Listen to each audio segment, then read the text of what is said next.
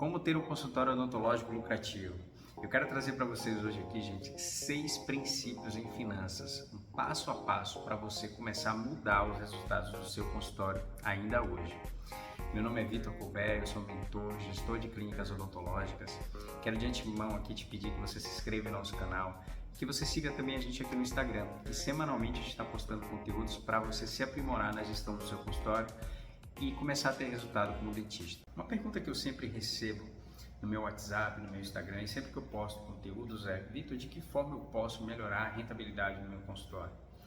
E antes da gente falar de lucratividade e rentabilidade, é sempre importante a gente entender que, para que a gente saiba o que é uma lucratividade bacana, a gente precisa ter um parâmetro de comparação.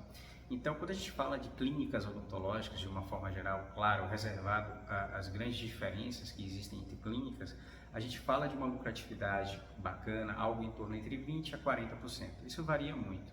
Então, todas as vezes que nós vamos analisar uma lucratividade de um negócio, primeiro a gente precisa pensar na comparação do resultado dela dentro do setor, e segundo, a gente também tem como benchmark taxas do próprio mercado financeiro. A taxa livre de risco, eu sempre comparo a minha rentabilidade do investimento que eu faço na minha clínica também com investimentos que eu posso fazer no mercado financeiro, enfim. Então, sempre que eu vou fazer uma análise da lucratividade, eu preciso ter em mente isso. Primeiro, a lucratividade do negócio em outras clínicas, ou seja, analisando o segmento e também com outras oportunidades de investimento que eu tenho na mesa. Bom, então, dentro desse contexto, o primeiro ponto que eu quero trazer aqui, que vai mudar, na verdade, toda a questão do seu consultório odontológico, primeiramente, é a separação das suas contas pessoais da sua conta pessoa jurídica. É muito comum, principalmente em consultórios em que o dentista ele atende de forma individual, ele juntar todos os recebimentos e pagamentos da pessoa jurídica com a pessoa física. E isso traz uma grande distorção no fechamento do caixa no final do mês, porque não fica claro quais são as receitas pessoais dele como dentista, qual é a receita do consultório, quanto que ele está deixando para o consultório, quanto que ele não vai deixar, enfim. Então, essa grande distorção prejudica totalmente o seu fluxo de caixa e o fechamento desse fluxo de caixa no final do mês.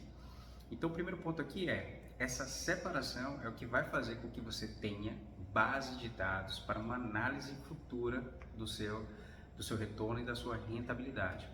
Então é importante você ter contas separadas, é importante você ter um fluxo de caixa também muito bem estruturado, com entradas e saídas diárias, para que chegue no final do mês você consiga avaliar de forma muito clara quais foram as saídas e as entradas e o que cada entrada e cada saída representa dentro do seu negócio.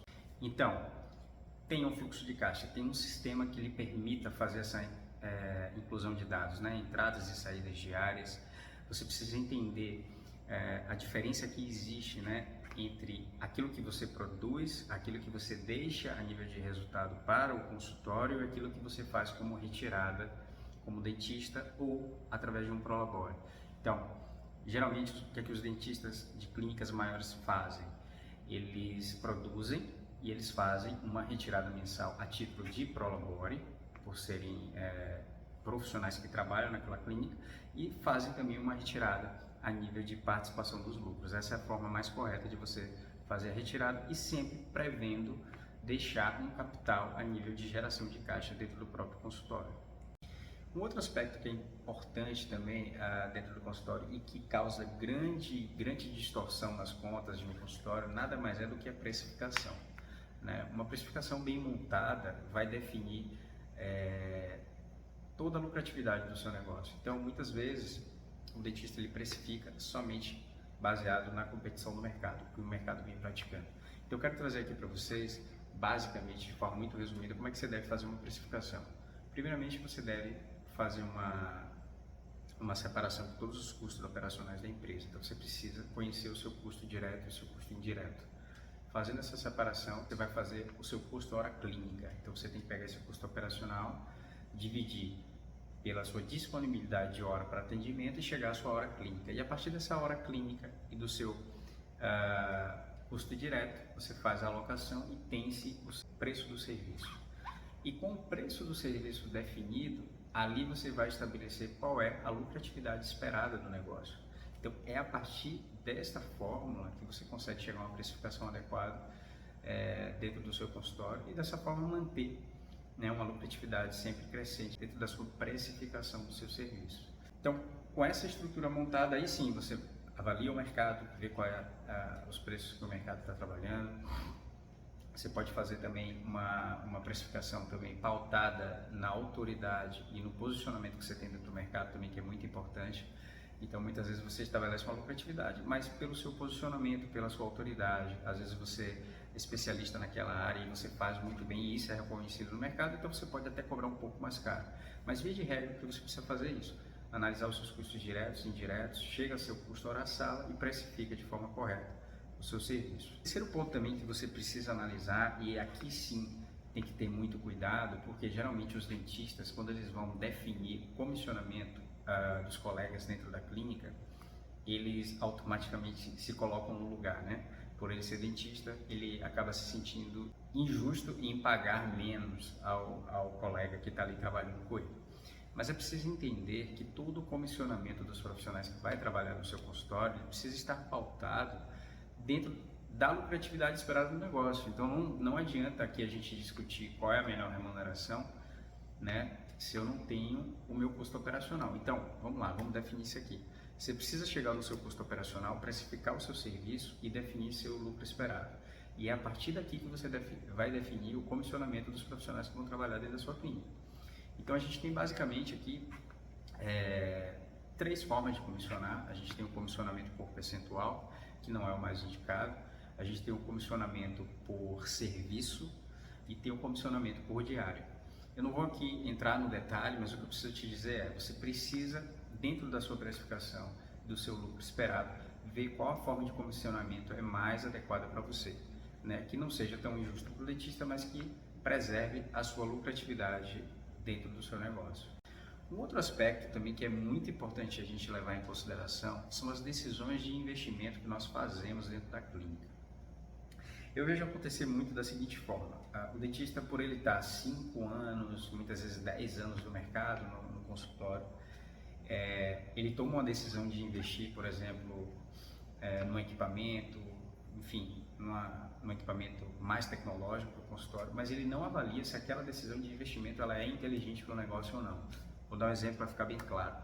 Ele compra um equipamento, muitas vezes ele aloca ali um capital de 150, 200 mil reais, né? Mas simplesmente por vaidade, simplesmente por ele entender que ele merece ter aquele equipamento. Mas será que aquele equipamento ele vai trazer o retorno necessário que o seu negócio precisa? Será que há necessidade de você ter volume de serviços dentro do seu consultório que justifique você ter um capital alocado no valor de 200 mil, 150 mil? Então, assim, toda decisão que a gente faz de investimento em tecnologia dentro do nosso consultório, a gente precisa entender a nossa demanda, a gente precisa entender qual que é o retorno que aquele equipamento, aquela tecnologia vai trazer para mim, não só financeiro também.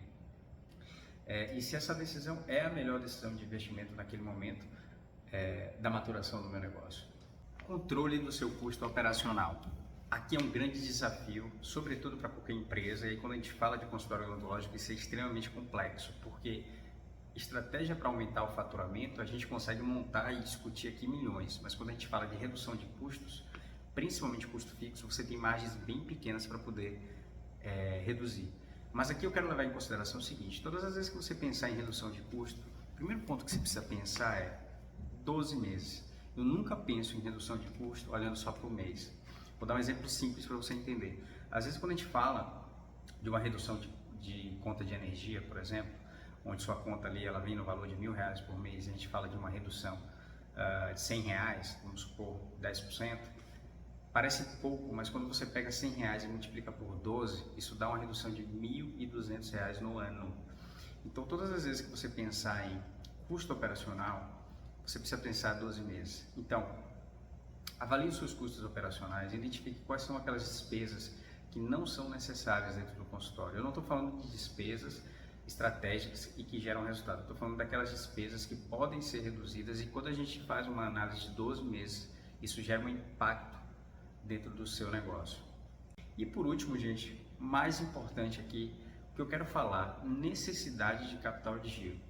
Aqui é o grande desafio, e eu não estou falando dos consultórios odontológicos, eu estou falando de Brasil, eu estou falando de empresas. A maioria das empresas no Brasil hoje elas quebram por falta de capital.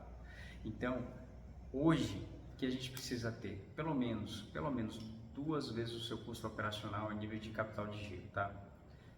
Quando a gente fala de mercado, quando a gente fala de finanças, o ideal é que você tenha 6, mas isso é muito difícil, tá? A gente está falando aí de empresas já com alto nível de maturidade, muito tempo de mercado, mas você precisa ter pelo menos 2 vezes o seu custo operacional. Para quê? Para que você consiga suportar as oscilações do mercado. Aquele mês que você não consegue vender tão bem, aquele mês que geralmente você tem ali uma queda de faturamento, ou aquele mês que muitas vezes a sua despesa aumenta, ou você tem um aumento também da própria inadimplência. Então, se você não tem capital de giro, você acaba prejudicando demais o seu caixa e você acaba utilizando limites operacionais do banco. E isso gera também mais despesas dentro do seu caixa. Bom, gente, é isso. Segue esses passos, coloque em prática e coloca aqui abaixo qual o seu maior desafio na gestão financeira do seu consultório. E segue o nosso canal para mais conteúdos como esse. Forte abraço.